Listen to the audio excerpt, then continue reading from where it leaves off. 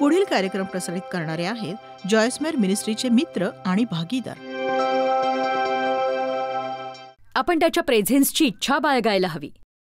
PRESENC present नाही, PRESENTS नाही.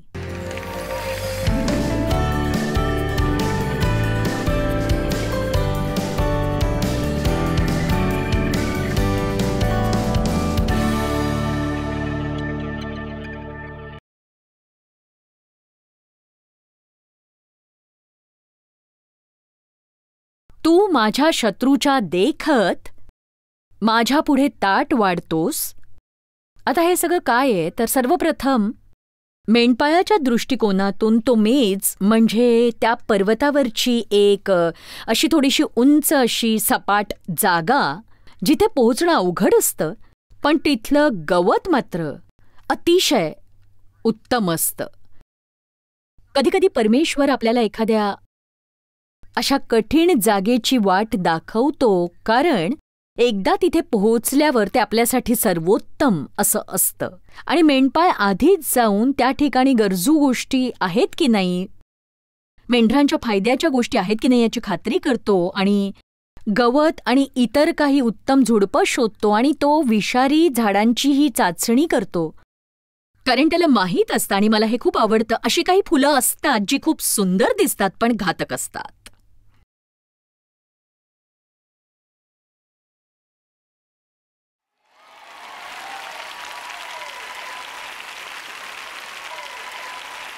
बघा, असंही काही त्याला माहीत असतं की मेंढरं चांगलं दिसणारं खायला पळणारच आहेत. म्हणजे जर ते चांगलं असेल तर चांगलं आहे, पण चांगल्या दिसणाऱ्या सगळ्याच गोष्टी चांगल्या नसतात. आमीन. तुमच्याशी चांगलं बोलणाऱ्या, तुमचं कौतुक करणाऱ्या सगळ्याच लोकांच्या मनात चांगलंच असेल तुमच्याविषयी असं होत नाही. आणि कित्येक लोक तुमचा फायदा घेऊ पाहतात, गैरवर्तन आणि गैरफायदा घेतात. म्हणून मेंढपाळाला माहीत असतं की काही सुंदर गोष्टी घातक असू शकतात आणि तुम्हाला त्या हानी पोहोचवतील, आणि म्हणून तुम्हाला उत्तम वाटणाऱ्या गोष्टी तो तुमच्यापासून दूर करतो. आणि हे सगळं काय आहे सांगा? आपण परमेश्वरावर विश्वास ठेवायला हवा. पण तो सैतान. एक गोष्ट सांगू, सैतान जिवंत आहे आणि या धरेवर तो तुमच्या विरोधात येणारच आहे. पण जर तुम्ही स्वतःला खरोखर देवाच्या हाती सोपवाल, त्याच्यावर पूर्ण मनाने प्रेम कराल, तर परमेश्वर ही खात्री करेल की नरकातला कुठलाच सैतान तुमचं नुकसान करू शकणार नाही कधीही.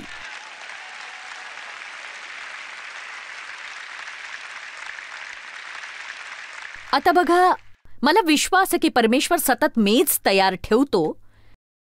त्याला वाटतं आपण तिथे येऊन खायला हवं. पण पुष्कळदा देव जे देऊ इच्छितो ते कसं स्वीकारावं हे आपल्याला माहीत नसतं, कारण आपण स्वतःला देवाच्या दृष्टिकोनातून पाहतच नाही. आणि म्हणूनच आपण दुसरं शमूवेलाच्या 9व्या अध्यायाकडे जाणार आहोत. आणि देववचनातून हा एक मोठा धडा आहे असं मला वाटतं. एक सांगू का, परमेश्वराच्या हिशोबात देव जे तुमच्यासाठी करतो त्यासाठी तुम्ही पात्र असायलाच हवं असं नाही. तुम्ही इतकाच विश्वास ठेवावा की तो चांगला आहे. तुम्ही स्वतःबद्दल काय विचार करता? तुम्हाला स्वतःबद्दल नक्की काय वाटतं? उत्तम बातमी ही की आपल्या सगळ्यांमध्येच दोष आहे, आपण चुका करतो, आपल्यात अशक्तपणा आहे, आपलं अपयश असतं, पण परमेश्वर तरीही आपल्यावर प्रेम करतो. देवाच्या वचनात सापडणारी सगळ्यात छान गोष्ट म्हणजे तुम्ही जेव्हा संकटात असता आणि तुम्ही आध्यात्मिकतेचं अतिउत्तम उदाहरण जरी नसलात तरीही तुम्ही देवाकडे जाऊ शकता, तो तरीही तुम्हाला मदत करेल. याचा अर्थ असा नाही की तो आपल्या समस्येचं काही करणार नाही, पण तो असं म्हणत नाही मी तुला मदत करणार नाही कारण तू अमुक केलंस, मी तुला मदत करणार नाही कारण तू तमुक केलं होतंस. तुम्ही आयुष्यात काहीही चूक केली असली तरीही तुम्ही आज जर अशा टप्प्यावर असाल की तुम्हाला परमेश्वराची सेवा करायची असेल आणि तुम्ही म्हणत असाल की योग्य ते करायला आम्हाला शिकायचंय, तर तुम्ही देवाकडून काहीही मागण्यासाठी कधीही संकोच करता कामा नये. देवाचा चांगुलपणा मिळवण्यासाठी तुम्ही त्याच्या योग्य असणं गरजेचं नाही.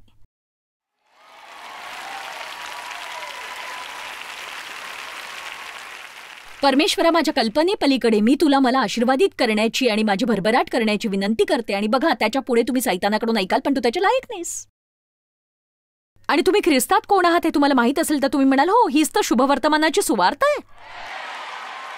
मी त्याच्या योग्य नाही, पण येशू त्याच्या योग्य आहे आणि मला ते मिळतं कारण मी त्याच्या नावाने परमेश्वराकडे येतो, यासाठी नाही की मी माझ्याच नावाने जातो. हे अगदी असं आहे की ते इतकंच चांगलं आहे की खरं वाटतच नाही. देवाच्या वचनातलं हे सर्वोत्तम साम्य आहे. 2 शमूएल अध्याय 9 पहिलं वचन. योनाथानाकरता ज्यावर आपण दया करावी असा कोणी शौलाच्या घराण्यातला अजून उरला आहे काय, अशी चौकशी दाविदाने केली. आता हे असं नाही, हे असंच असेल जणू परमेश्वर म्हणतोय की येशूसाठी कोण असा ख्रिस्ताच्या मंडळी त्याच्याकरता मी चांगुलपणा दाखवू शकतो. योनाथानचं आणि दाविदाचं एक कराराचं नातं होतं, जसं आपलं आणि परमेश्वराचं कराराचं नातं आहे. आणि कराराचं नातं हे त्यांच्यासाठी फार मोलाचं होतं, आजकालच्या आपल्या समजुतीपेक्षा कितीतरी अधिक. पण जेव्हा तुम्ही कोणासोबत कराराच्या नात्यात असता, तुमचं सर्वस्व त्यांच्यासाठी उपलब्ध असतं, त्यांचं सर्वस्व तुमच्यासाठी उपलब्ध असतं. आणि ते केवळ तुमच्यापर्यंतच मर्यादित नसतं, तर ते तुमच्या मुलांपर्यंत, तुमच्या नातवंडांपर्यंतही पोहोचतं. आता बघा, योनाथन मरण पावलाय, पण दावीद जिवंत आहे आणि तो राजा आहे. शौल मरण पावलाय आणि तो कुणासाठी तरी काहीतरी करू इच्छित होता, जो त्याच्या कराराच्या मैत्रीच्या योनाथनच्या वंशातला होता. आता आज तुम्ही जर एक संत असाल आणि ऐकत असाल तर तुम्हाला काहीतरी प्राप्त होणार आहे. शौलाच्या घराण्याचा सीबा नामक एक सेवक होता. त्यास दाविदाकडे बोलावून आणले. राजाने त्यास विचारले, तू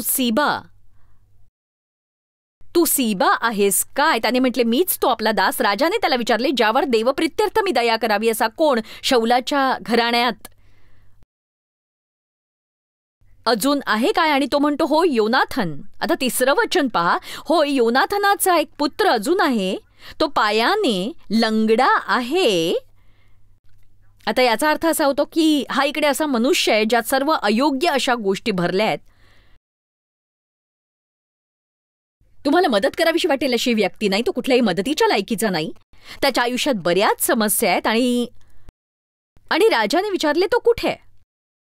त्याने उत्तर दिले, तो लोदबार इथे माखीर बिन अम्मियल याच्या घरी असतो. आणि वचन 5, आणि तेव्हा राजाने त्याला बोलावून आणले.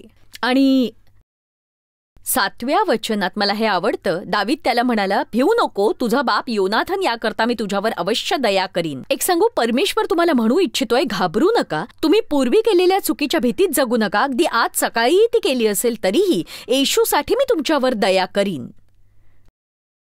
तू लायक आहेस म्हणून मी चांगला वागणार नाही, तर येशूने तुझ्या वतीने जे केलं त्यासाठी. कारण ख्रिस्तात असण्याचा हाच एक अर्थ असतो. आमेन. कुणीतरी आता सुखी व्हायलाच हवं. आणि दाविदाने म्हटले, भिवू नको, तुझा बाप योनाथन याकरता मी तुझ्यावर अवश्य दया करीन. तुझा बाप शौल याची सर्व जमीन तुला परत देईन. आणि आता हे पहा, तू नित्या माझ्या पंक्तीस भोजन करावे. माझ्या पंक्तीस. आता खा म्हणजे ग्रहण करणं.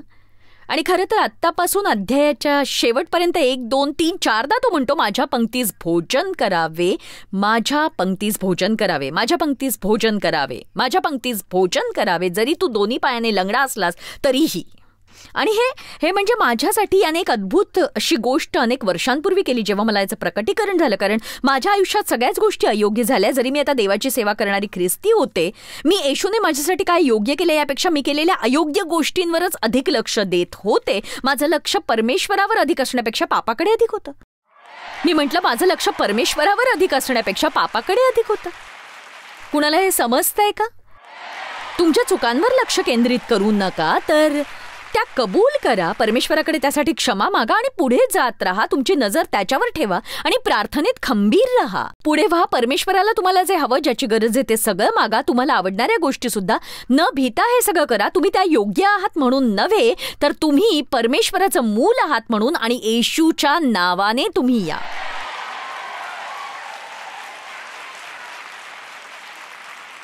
मी एका बाईला कधी विसरणार नाही, जिला मी एका दुकानात भेटले. ती एका डिपार्टमेंट स्टोअरमध्ये काम करत होती आणि ती अनेक वर्षापासून ख्रिस्ती होती. पण ती अशा एका पंथाची भाग होती ज्यामध्ये फारसं कधी परमेश्वराच्या उदारतेबद्दल तिला शिकवलं गेलं नव्हतं. आणि मी तिला तिच्या कामाच्या स्वरूपाविषयी मी विचारत होते. आणि तिला कमिशन स्वरूपात पैसे मिळायचे, तिला पगार मिळायचा. आणि ती म्हणाली की खरं तर आम्हाला पगार मिळतो, पण तरी आम्हाला एक कोटा पूर्ण करावा लागतो. आणि जर तसं झालं नाही तर आम्ही आमची नोकरी गमावू शकतो. आणि ती म्हणाली की या महिन्यात मला काही जास्त गिराईक मिळालेले नाहीत. आणि आम्ही असंच बोलत होतो आणि मला कळलं ती ख्रिस्ती होती. मी म्हटलं, मग तू देवाकडे प्रार्थना करून विनंती का करत नाही की त्याने तुझ्या भागात लोकांना पाठवावं? आणि तिने माझ्याकडे असं पाहिलं की जणू काही मला 3 डोकी आहेत. म्हणजे ही एक अशी बाई होती जी तिच्या आयुष्याची 30 वर्ष चर्चला जात होती. तिला माहीत नव्हतं की तिने परमेश्वराकडे ही कृपा मागावी, त्याने तिच्याकडे लोक आणि क्लायंट्स पाठवावेत, आणि ती माझ्याकडे पाहत होती. तिने विचारलं की पण असं मागून घेतलेलं चालतं का? मी म्हटलं, हो नक्कीच. बघा, परमेश्वर तुम्हाला आशीर्वाद देऊ इच्छितो, पण आज माझं नीट ऐका, तुमच्याकडे नाही कारण तुम्ही मागत नाही. तुम्ही जर देवाला काही मागितलंच नाही तर तुम्हाला काही मिळणारच नाही कधी.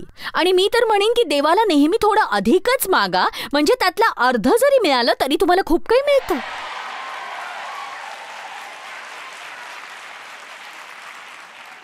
तुम्ही मागितलं म्हणून परमेश्वर तुमच्यावर चिडत नाही. फार तर काय होईल, तुम्हाला ते मिळणार नाही एवढंच.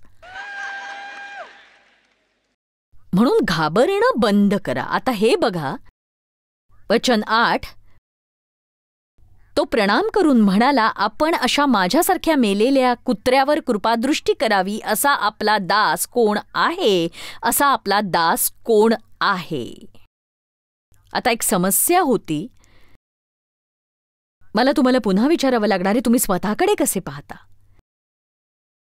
इतर लोकांना तुमच्याबद्दल काय वाटतं हे नाही, तर तुम्हाला तुमच्याबद्दल काय वाटतं हे महत्वाचं आहे.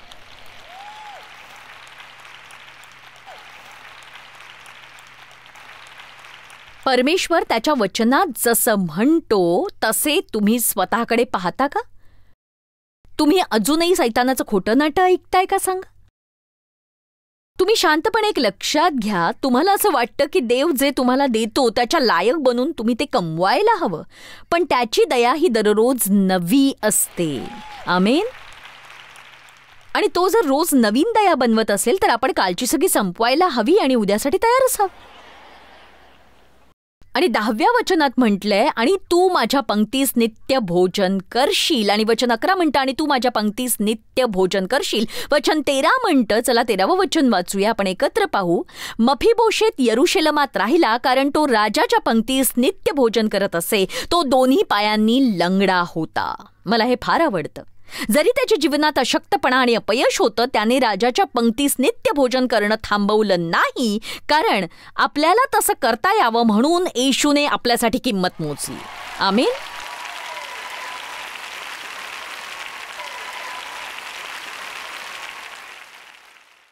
तू माझ्या शत्रूच्या देखत माझ्या पुढे ताट वाढतोस.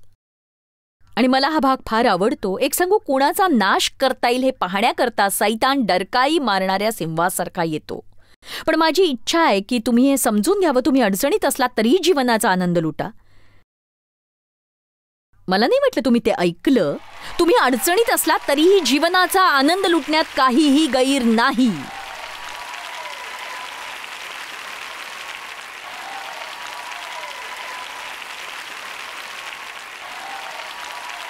आणि एक सांगू का, खरं सांगायचं तर याच विधानासाठी परमेश्वराने तुमच्यापैकी काहींना आज इथे आणलं असेल. तुम्ही बघा, तुम्ही सुखी असलात ना की सैतान चवताळतो. त्याला ते सहनच होत नाही. जेव्हा आपण आनंदी असतो, आनंद म्हणजे सामर्थ्य. कित्येक लोकांना वाटतं की जर ते अडचणीत असतील तर अशावेळी त्यांनी जीवनाचा आनंद लुटता कामा नये. पण तो आपल्या शत्रूच्या देखत आपल्यासमोर ताट वाढत असतो. आपल्या समस्या असल्या तरीही आपण राजाच्या मेजाकडे जाऊन उत्तम भोजन करत त्याचा आनंद लुटू शकतो. चला, आता तुम्हाला हे समजलं पाहिजे. तुम्ही माझ्या सोबत आहात.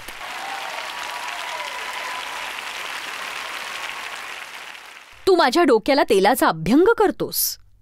वाव. उन्हाळा मेंढरांसाठी तो काळ असतो जेव्हा परजीवी त्यांच्यावर हल्ला करतात. आणि हे ऐकायला फार बरं वाटत नाही, पण पुस्तकात हेच म्हटलंय की नाकातले जीव विशेषतः फार त्रास देणारे असतात आणि घातक सुद्धा. ते या प्रयत्नात असतात की त्यांना मेंढरांच्या नाकात अंडी देता येतील, जिथे ते बारीक बारीक किडे बनून मेंढरांच्या नाकाद्वारे त्यांच्या डोक्यापर्यंत पोहोचतात. आणि ते तिथे मांसात रुततात आणि अतिशय त्रासदायकपणे तीव्र अशी जळजळणारी वेदना निर्माण करतात.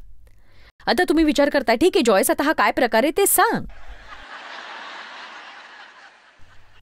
ठीक आहे, तर आता ऐका, सैतानही आपल्या डोक्यातून आपल्या जीवनाच्या प्रत्येक क्षेत्रात वाट शोधू पाहतो आणि तो सुद्धा ती घाणेरडी अंडी घालू पाहतो, जी पुढे जाऊन आपल्या मनातले छोटे छोटे किडे बनतात, जिथे ते आपलं आयुष्य दूषित करतात आणि त्यात चाललेल्या सगळ्या गोष्टींवर ते ताबा मिळवू इच्छितात, जेणेकरून ते हळूहळू आपला सर्वनाश ओढवतील. कारण मला ख्रिस्ताद्वारे परमेश्वराने काहीही देऊ, जर माझा त्याच्यावर विश्वास नसेल तर ते मला मिळणार नाही.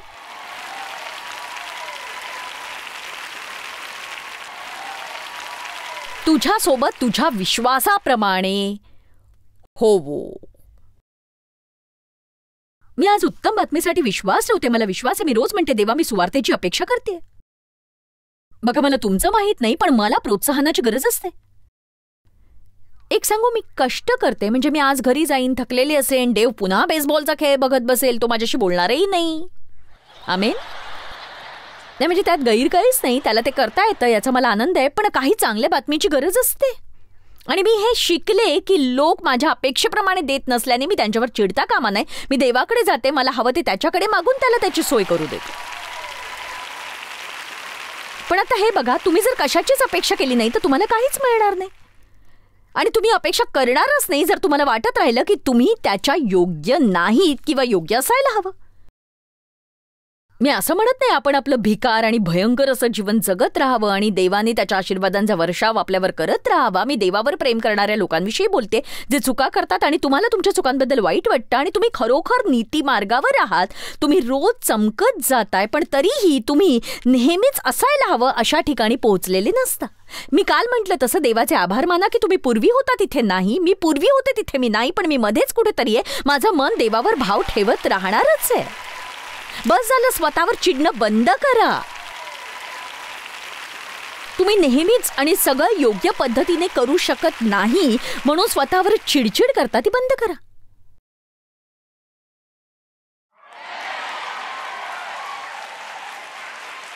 हो, अगदी खरंय. सैतानाला आपलं मन ग्रासून टाकायला आवडतं. मला खात्री आहे की केवळ या जागी या सभागृहात बसलेलेच नव्हे, तर जगभरातले हे टीव्हीवरून मला पाहणारे सुद्धा, ज्यांनी अनेक असत्यावर विश्वास ठेवलेला असतो.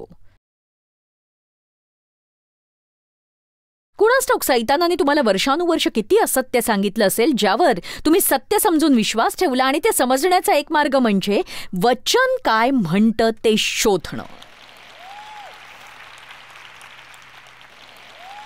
आणि बघा, यातली उत्तम बाब अशी की हे प्रेमकथा वाचण्यासारखं नाहीये. जरी हा एक प्रकारचा प्रेमग्रंथच असला तरी याच्यात सामर्थ्य आहे. आणि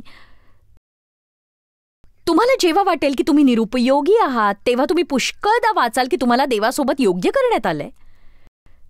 तुमच्यात केवळ अयोग्यपणाच नाही, तर देवाने तुम्हाला योग्यता सुद्धा दिली आहे. आणि तुम्ही ते 1000 वेळा वाचलं तरी चालेल, पण हळूहळू ते वचन तुमच्या मनाचं नवीकरण करेल आणि तुम्ही वेगळ्या पद्धतीने विचार करायला लागाल. तेव्हाच त्या तयार केलेल्या पंक्तीत तुम्ही जाऊन खाऊ शकाल. आमेन.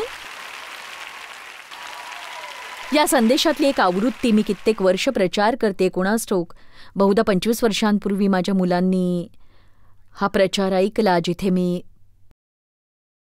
पंक्तीत बसून खाण्याविषयी बोलले की आपण कधी बसावं आणि अधिकाची मागणी करावी. आपण मेजाखाली रांगतो आणि भिकारी आणि दासांसारखे वागतो आणि त्या मेजाखाली पडलेल्या तुकड्यांना खाण्याची मंजुरी देतो. आणि मग उपकार स्तुतीच्या दिवशी इतर परिवारांप्रमाणेच आपण खूप कष्ट करून छानपैकी मेजवानी तयार करतो. आपण खूप वेगवेगळ्या प्रकारचे पदार्थ करतो, अगदी आपल्या आवडीचे सगळे.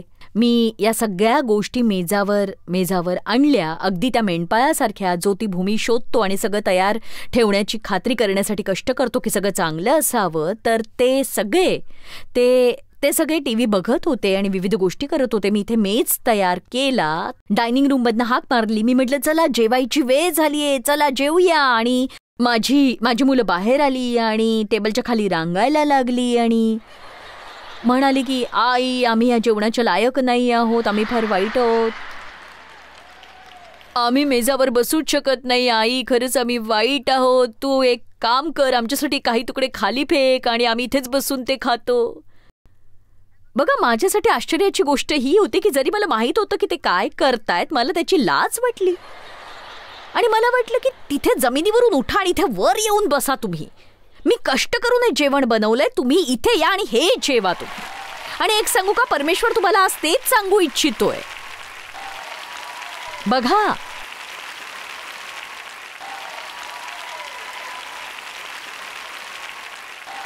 मेजाखाली रांगत छोट्या छोट्या तुकड्यांवर संतुष्ट राहणं बंद करा तुम्ही.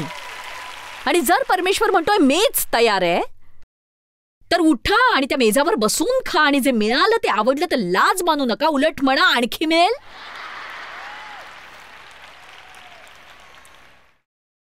उत्तम बातमी, उत्तम बातमी. तू माझ्या डोक्याला तेलाचा अभ्यंग करतोस. मला वाटतं की हे प्रतिनिधित्व, बायबलमध्ये तेल हे पवित्र आत्म्याचं प्रतिनिधित्व करतं आणि म्हणून मला विश्वास आहे की तू माझ्या डोक्याला तेलाचा अभ्यंग करतोस. म्हणजेच तू माझं आयुष्य पवित्र आत्म्याच्या सानिध्याने अभिषिक्त करतोस. अभ्यंगाविषयी तुम्हाला काय माहिती आहे माहीत नाही मला, पण त्याचा अर्थ सर्वत्र लावणे किंवा पसरवणे असा होतो. आणि म्हणून चक्क देवाचं मूल म्हणून तुम्हाला जर देवाच्या सानिध्यात कसं चालावं हे माहीत असेल, तर तुम्हाला तुमच्यावर पवित्र आत्म्याचं सानिध्य लावलं गेलंय आणि म्हणून तुमच्यात काहीतरी वेगळं असतं जे जगातल्या इतर लोकांकडे नसतं. आणि बघा, त्या अभिषेकाने तुम्ही ताजेतवाने होता. आणि म्हणजे मला संगीत आणि अभिषिक्त संगीतातला फरक माहितीये, मला बोलण्यातला आणि अभिषिक्त बोलण्यातला फरक माहितीये. आपला अभिषेक कसा ओळखावा हे शिकायला हवं, कारण अभिषेकामुळेच एखाद्या व्यक्तीवर परमेश्वराचं सानिध्य असतं किंवा ते जे बोलतात त्याने आपल्या जीवनातल्या अनेक बेड्या तोडल्या जात असतात आणि म्हणूनच ते शिका.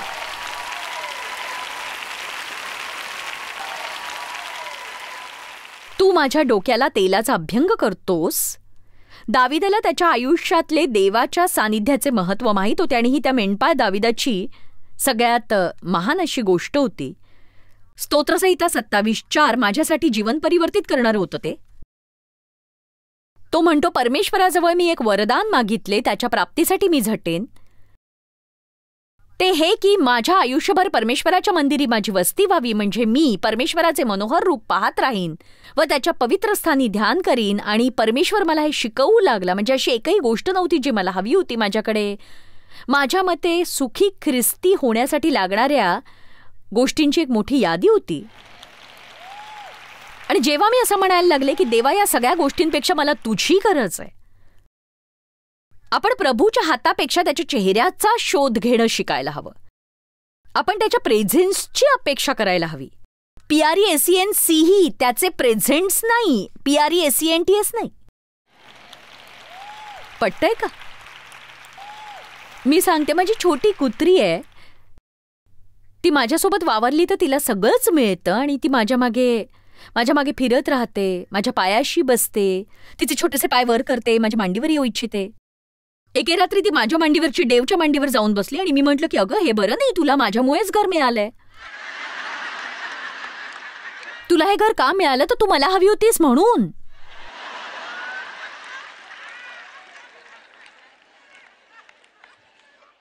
मी एक मुद्दा मांडू पाहते की तुम्ही जर देवाच्या चेहऱ्याचा शोध केलात तर त्याचे हात नेहमीच खुले असतील. पण जर तुम्ही त्याच्या हाताचा शोध घेतलात तर त्याचा बहुधा अपमान होईल. म्हणजेच परमेश्वराकडे केवळ काहीतरी हवं असेल तेव्हाच जाऊ नका, तर त्याच्याकडे जा. मला तुझ्या अभिषेकाची गरज आहे, मला तुझं सानिध्य हवंय, माझ्या डोक्याला तेलाने अभिषेक कर.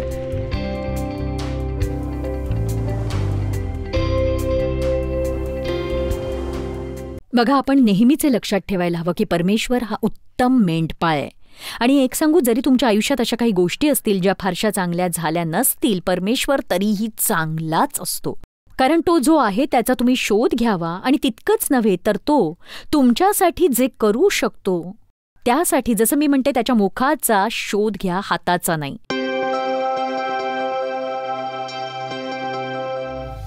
जॉयस मायर मिनिस्ट्रीज करता तुम्ही खूप मौल्यवान आहात. आम्हाला तुमचं कौतुक आहे आणि जगभरामध्ये हे सेवा कार्य शक्य करण्याकरता आम्ही आमच्या मित्रांचे आणि पार्टनर्सचे आभारी आहोत.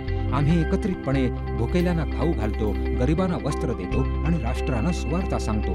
तुमच्या प्रार्थनेच्या विनंती करता आमच्याविषयी आणखी माहिती मिळवा. जॉयसच्या कॉन्फरन्सच्या तारखा पहा आणि ख्रिस्ताची प्रीती जगभरामध्ये पसरवण्याकरता आमचे सहभागी व्हा.